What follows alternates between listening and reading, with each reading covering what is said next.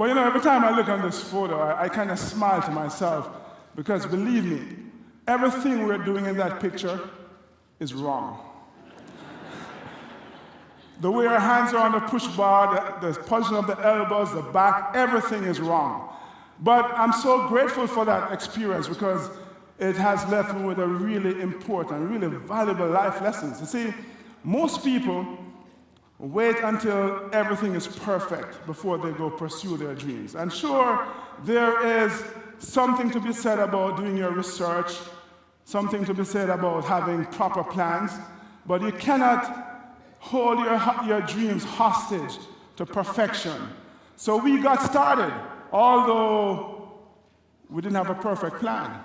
We got started on our dreams.